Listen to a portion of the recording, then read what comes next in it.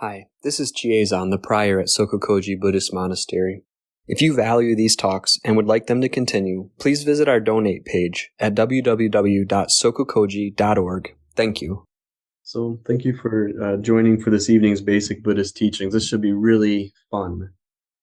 On top of giving a talk in a room by myself. I didn't get a chance to ask Soku-san what he'd like me to talk about tonight. And not that I couldn't draw on something to talk about, but I guess I'd like to just come back to the basic aspect of what we're doing here. It really isn't complicated. When we meet together to talk about the teachings or ask questions about the teachings, it should be very simple in the sense that finding a way that the teachings are not some abstract content, or they're not some philosophical ramblings that we can just marinate in, but the way in which the Buddha's teachings are applicable to our lives, that there's actually a way that these teachings can help us look at how to relate to our world. And so that's what we've been doing over the last few years with basic Buddhist teachings. We're looking at the original teachings of the Buddha out of the Pali canon. We've looked at Mahayana teachings. We've looked at some Vajrayana teachings. But that's what it comes down to, is how we can use these teachings to support our living a life in a world that seems so disjointed in such a way that we bring, at least we don't bring more chaos into it. Ideally, we bring a little bit of sanity into it, a little bit of kindness into it. So tonight, it might be a fairly short talk, but I'd be really curious, all of you, most of you have been joining for quite some time.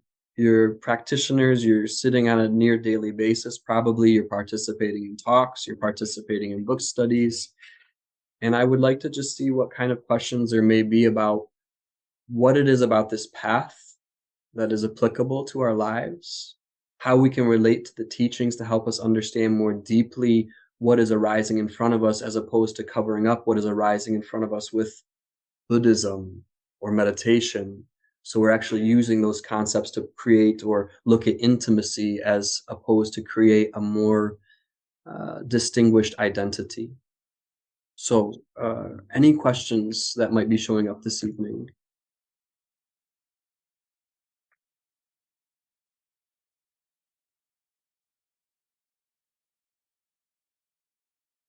Go ahead, you now. Humor me. You definitely. It seems like even with a few years of meditation and a lot of practice, that I should say, I still want to cover up. I still want to escape. It seems like it's almost more painful to be so aware of what I'm doing. Is there, the question comes up about progress, and I know it said there's no progress in meditation, no progress on the path, but is there anything that will keep us looking at these things when we feel discouraged about that? Bowing. Each one of us is going to have to find that inspiration for ourselves. The roundabout way of doing it is leaving and seeing that what you thought you could get rid of by leaving the path continues to follow you. So maybe Buddhism, maybe meditation actually does expose some raw nerves. And so we say, well, I don't want to do this. This is too painful. So we walk away and we get enamored with other hobbies and things we're doing. But eventually we see that raw nerve hasn't been cured. It's not gone anywhere. We were able to avoid it for a while. So I think a lot of us probably did a lot of that back and forth before coming to the path. So we see, well, it didn't work to do X, Y, and Z to relate to my negativity, but there's something about understanding it through seeing it directly that resonates. That being said, any one of us may find practices that are resonant. I don't know. I'm sure any one of you could list something you've read that inspired you.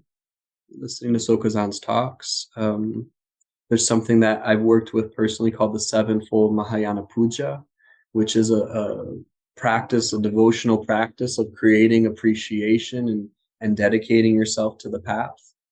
And so there's different ways to work with that. It's very difficult. It's very difficult when meditation actually begins to deconstruct itself on the path, that we can't even prop ourselves up with Buddhism anymore, and we're left with just that raw edge of facing the negativity that is arising for us.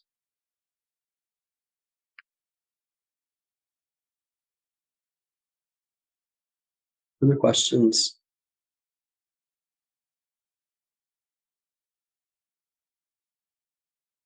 Aren't you bowing?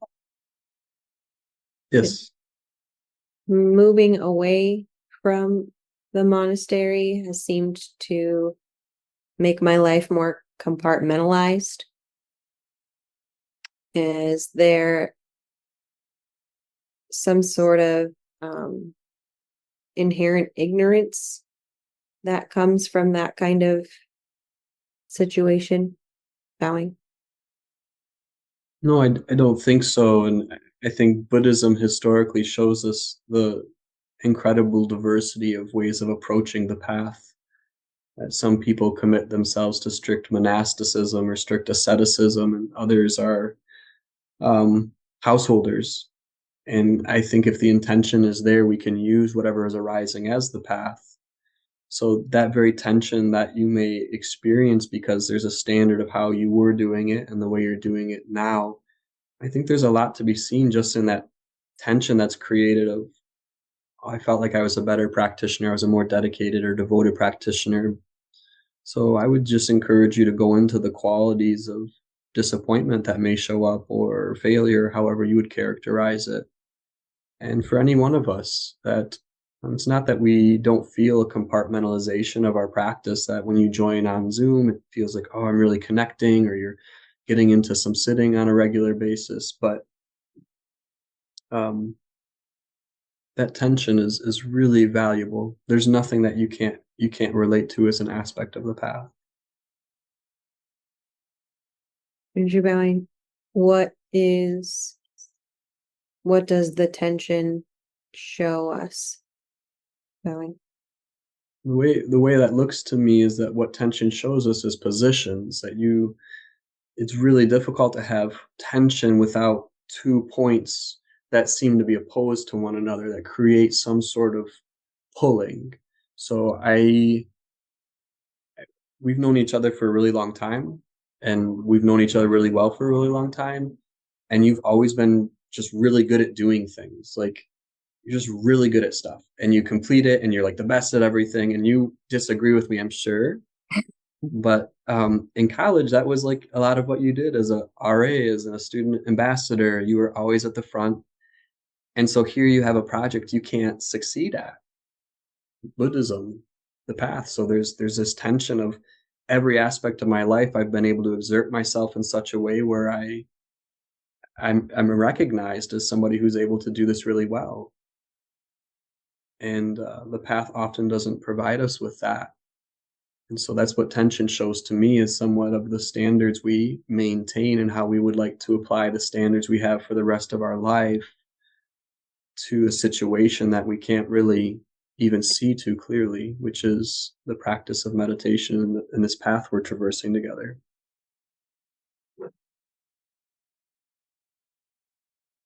Thank you. Thank you. Other questions? Navi bowing. Yes. Trungpa Rinpoche talks about hopelessness in the book, Crazy Wisdom. I was wondering, what's your thought about hopelessness in relation to the Enlightenment? I think it's a really strong word, and I'd be curious to hear how it resonated with you. You know, hopelessness is sometimes talked about in the context of bodhicitta. And I think that the hopelessness is seeing that there's no final destination. You're not waiting for something to occur. You're not trying to push something to fruition. So when we start to relate to the path in such a way where we're just kind of having to be with what is arising, to the ego, that feels hopeless because we aren't getting, similarly to what I was saying to Junshu, we're not getting the type of acknowledgement we're used to. And I would say that it reminds me a little bit of also like the idea of loneliness and aloneness, that hopelessness, like loneliness, still may have a sense of wanting something else. But a word that resonates for me is somewhat is relief, when we see that we don't really have to accomplish anything. We actually could just live our lives. And that's certainly not something I can claim to be doing, but something we extend ourselves into on a day-to-day basis, to just receive our life as it shows up. And it can be pretty dismal at times. Did that word strike you in any particular way when you were reading it? Well, I'm not sure, but it actually gives me a good feeling. It's kind of liberating. I think to me, it's actually, like you said, it's liberating. Yeah. Thank you. Thank you. Further questions this evening? Go ahead, Ondo. Ondo bowing. Just kind of on the opposite of what Naveed was bringing up there, that hopelessness. I hear SokukoJi from time to time talking about a sense of humor, get a sense of humor. How do we get a sense of humor? I really genuinely do not know, because in the midst of what we are experiencing, if there is the type of claustrophobia that we have around it, it's hard to inject anything artificially. And if we do inject something, it's usually our projection of what it would be. So if nothing else, I try to consider the disruption that that kind of statement creates for me. And it may be a disruption of resistance. It may be a disruption of wanting to be able to do that. Because we all know it's not about making a joke out of what is happening, because that's quite distasteful. It's like, well, I'll just try to say something silly. That's a defense mechanism I have and others have, is to say something funny to lighten the mood. And I don't think that's what's being pointed at with humor. And so when we receive an instruction like that, to relate to it directly is to relate to whatever shows up, as opposed to relate to a fruition of what we're trying to create in that situation. So it may be that things just have to be very tense or very warlike, but at least we have an opportunity to see the war, because we see that there's nothing humorous. We feel no humor. So maybe there's another way we could look at this, or maybe we could look at it a little bit more closely. I'm still trying to understand what fundamental humor is. And I've heard it talked about as spaciousness. And I think we represent or imitate that space when we hold the body still through meditation. That there's something very spacious about sitting, even if the mind feels very claustrophobic, because we're not just looking at the mind, we're including all the sense fields. So that is my returning point, is to just continue to return to that form of imitating or expressing spaciousness through the body and sitting still.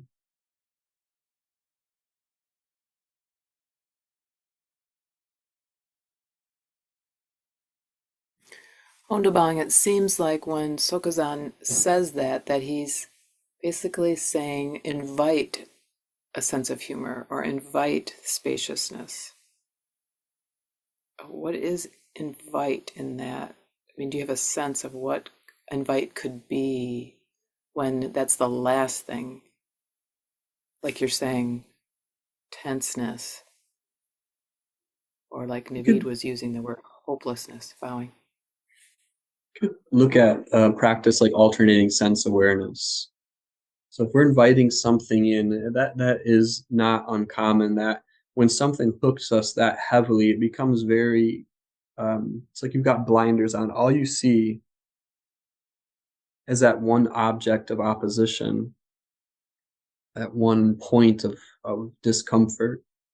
And so by acknowledging the sense fields, again, it's not going to necessarily diminish the negativity, but at least it gives you a moment, a flash to acknowledge that in the midst of this warfare, there's still a room around me, and there's still feet underneath me or my bottom underneath me. There's still, as you'll hear, we're on a road that's quite trafficked, so there's still traffic coming by.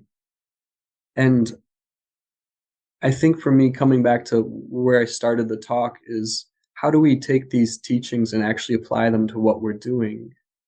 There has to be some application to what we're doing, to having an intimacy with what is arising. And I just can't overemphasize for me how important it is to find space to practice, to have an intimate experience of consciousness that is not limited to progress. Because there are times where there's no way we're going to figure out the world. We're not going to figure out the opposition. But there's something that we can do in taking our seat, just holding still, and to reduce the production through sitting.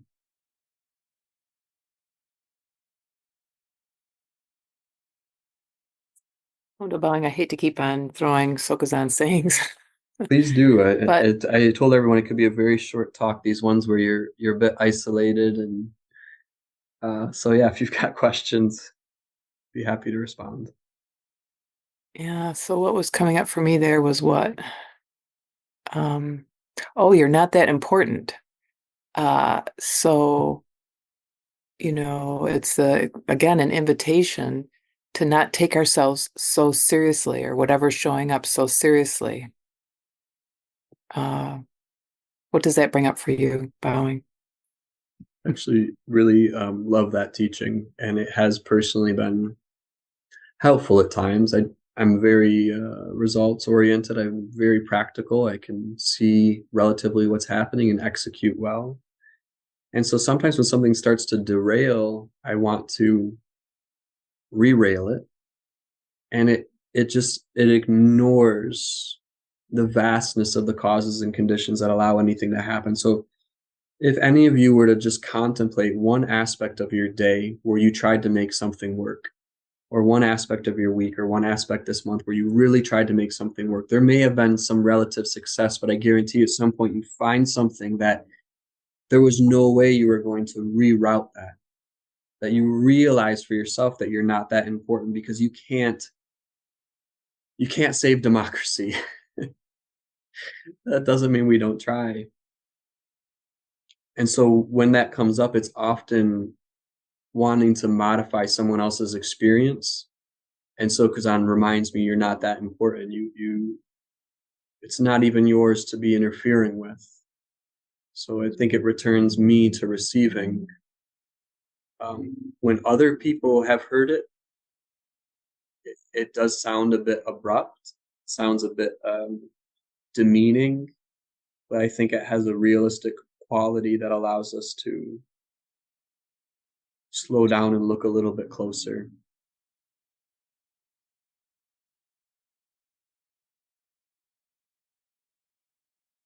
Thank you. Really appreciate your questions. Milka bowing. Yes, Milka. Oftentimes we come to the path with a lot of dirt or clutter or weightiness in our lives, and we think we're going to figure something out. What is it that's happening that keeps us coming back when we don't figure things out? Bowing. Actually, I feel like I've been thinking about this a little bit lately, and I don't know if any one of us really could pin down what that is. I feel like there's almost a seed of bodhicitta that is sparked just in coming to the path. It may not be very clear. It's not meaning that we're able to act for the benefit of others in everything that we do, but that insistence on returning when we do not get the results we're expecting, that we fight and fight and fight, and yet we come back and we yell and yell and yell, and we come back and we have whatever outflows. The coming back isn't always based on something we can recognize. And so I think that something has resonated in such a way that brings us back over and over. And oftentimes, to me, it's associated with just the experience of suffering. That's a pretty powerful and oftentimes non-conceptual experience that motivates us, and we see some value in beginning to relate to the suffering directly as opposed to trying to relate to an antidote.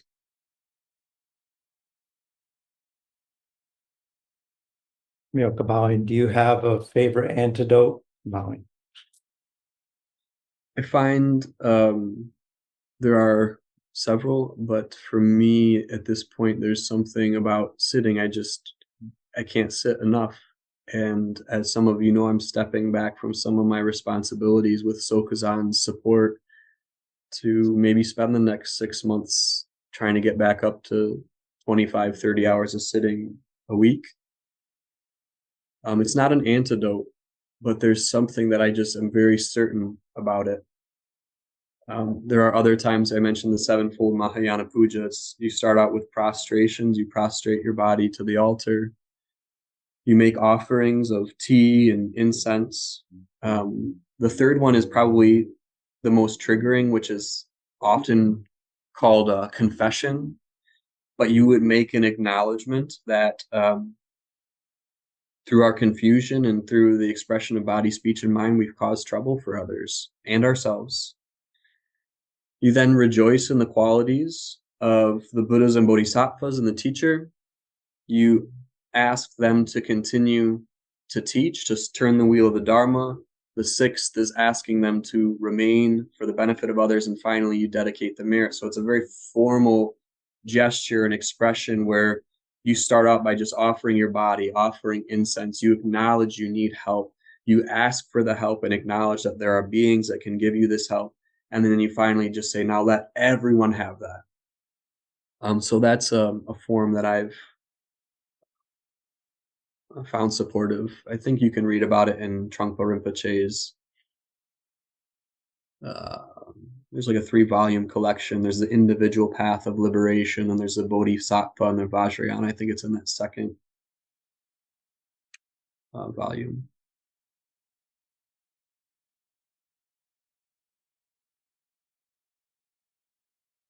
Bowing, you mentioned something about, I don't know, it was the third or fourth one, which is rejoicing. What can we rejoice on the path as a practice? There's a little bit of creation here. There's a little bit of creativity, which is not uncommon.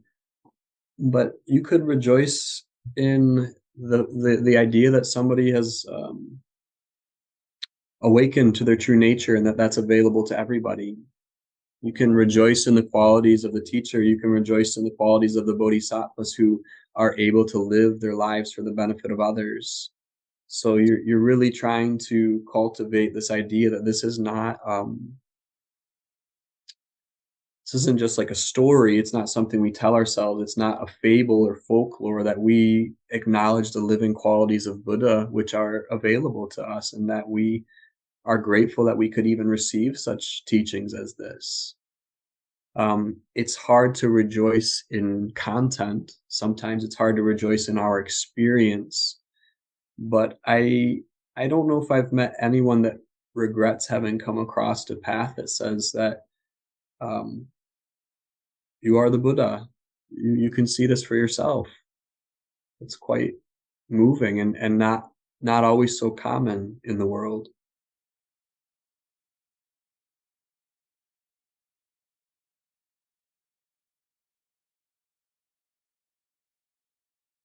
I really appreciate, I feel like there's a lot of people with their cameras on tonight, and I just wanted to say I appreciate seeing you all. It's a bit lonely. I mean, I'm not lonely. I've got Senchu and Rumi, but I just appreciate seeing all of you tonight. Other questions this evening? Go ahead, Jishin. Jishin Bowing. The practice of confession, which you just described, it's somehow dear to my heart. I have from the tradition of Catholicism from the past, and then other practices which were similar. that practice has a deep meaning for me. But I'm wondering to whom do you confess when you confess within the framework of Buddhism? Bowing. In a sense, I could say you're acknowledging it just to yourself, or you're just acknowledging it for anyone who is able to hear. I mean, not going out on the street corner, not like actually having to verbalize it, although you may. And in Shanti Deva's The Way of the Bodhisattva, there's an entire chapter, maybe chapter 2 or 3, is on confession, and you'll find that in the Jukai ceremony, which you went through, we start out early on with the Gata of Atonement, which, all ancient wrong action ever created by me since of old, etc. That's directly from Shanti Deva's Bodhicharyavatara. And so I think that it's just trying to take that mindset that we need help. We would like help. We're asking for help. And what are we asking for help with? The fact that we continue to take our prejudice and relate to it in such a way that we fight with ourselves and fight with others. I would just say that in reading those, you can just have a sense of, if you can get the essence, it may be important, because some of them read very much as a very Old Testament shaming attitude, and that's not at all what we're trying to do. It's an acknowledgement. It's just a very simple acknowledgement that today I was sharp with sensu because I was frazzled about dinner. You're not pleading for anything.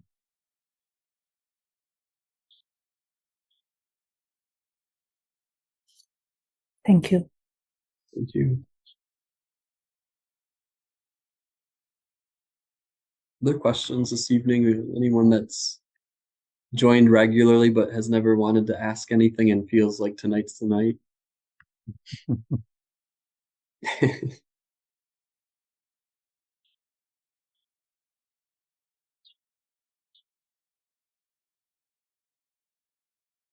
Myoka bowing. You, in response to rejoicing, you mentioned living qualities. What are the living qualities, or what would you say about that? The living qualities would be the Buddha, the Dharma, and the Sangha. The living qualities would be the direct, warm breath that shares the teachings with us. Those are living qualities. And since this is basic Buddhist teachings and we do talk about some of those different structures, there's one that could talk a little bit about, which would be this idea of the Trikaya, the 3 bodies. First is the Nirmanakaya, and then the Sambhogakaya and the Dharmakaya. And as practitioners, the Nirmanakaya would be the most easy to recognize. This is the physical body, the actual human expression of the teachings, which for most of us would be Sokuzan. And you have the Sambhogakaya, which we could rejoice in, which is when we actually hear the teachings, not just as concepts, but in that way that inspires us to continue to return. You could say there's something about the returning that's related to the Sambhogakaya. And the final would be the Dharmakaya, which is the ultimate body, which is without form and without characteristics. Sometimes the 4th body is mentioned, the Svabhavakaya, which is the self-existing body, which encompasses all that. There's only one singular body, which is expressing all 3 perfectly.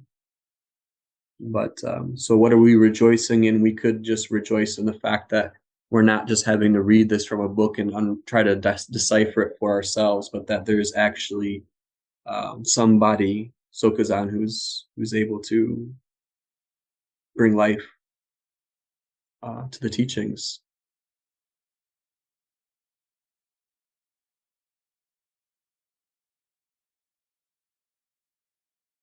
Could rejoice in the retreat hut too. That's what I often rejoice in.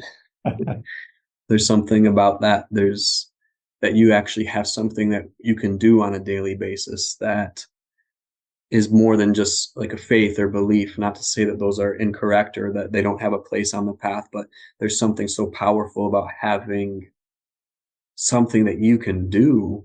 And I think that's part of what drew me to Buddhism, was that I can do this for myself every day. I don't have to go to a special place. So I would rejoice in that sort of practice that's available wherever we find ourselves. Ondo, did you have a question?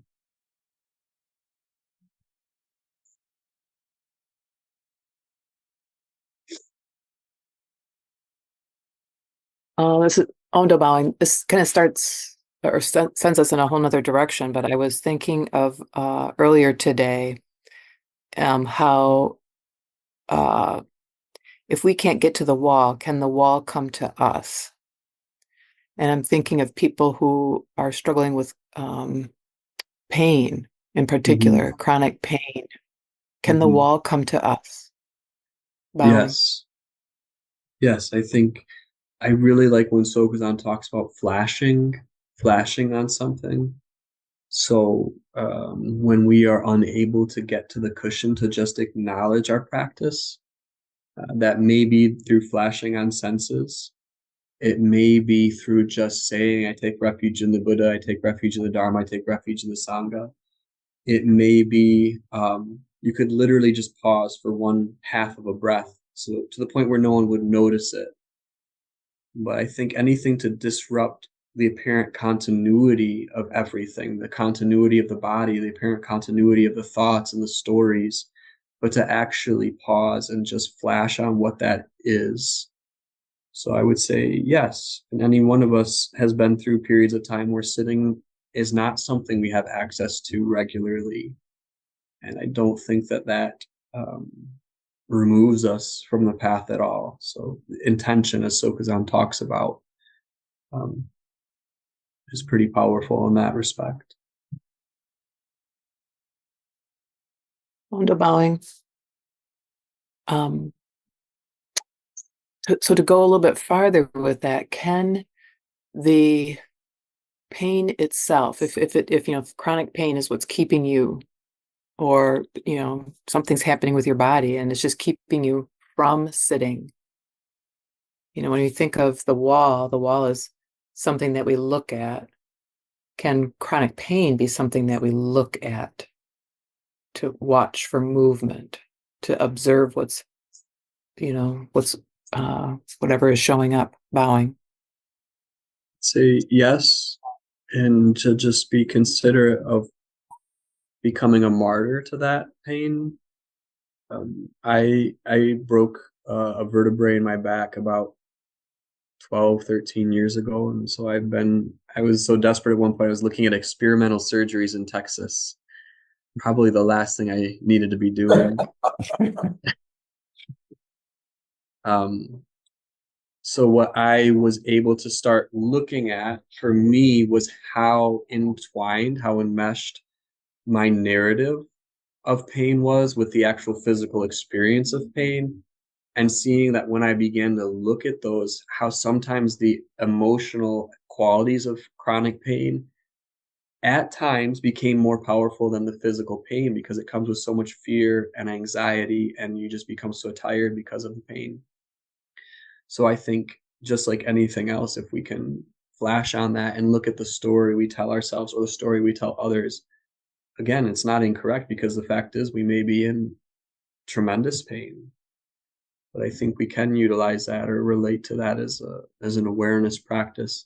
As with anything, though, I want to come back to not overdoing it, because there can also get to be this aggressive mentality that somehow we need to have an objective experience of pain, and so therefore we're just going to muscle through it, and that also doesn't help. So Sokuzan's always encouraged me to do what I can and then take care of myself. So there are times where I sit and I'm in a lot of pain, and there are times where I just go and take some Advil and lay on a heat pad for a while. Yes, it can be a part of the path.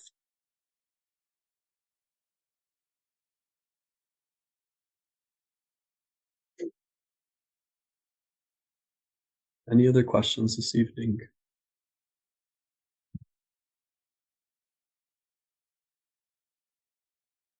So go ahead, Jishin. Jishin bowing. I have another question about confession. Yes. To me, it is, in whatever form it is, I mean, I'm talking about the one which I practiced. It feels quite powerful. On the other hand, and it kind of operates on the deep level. On the other hand, my question is about: am I reinforcing the illusion? Am I reinforcing the ego? You mentioned shame, and shame doesn't have to be a part of it, but it can have a color of, or colors close to shame.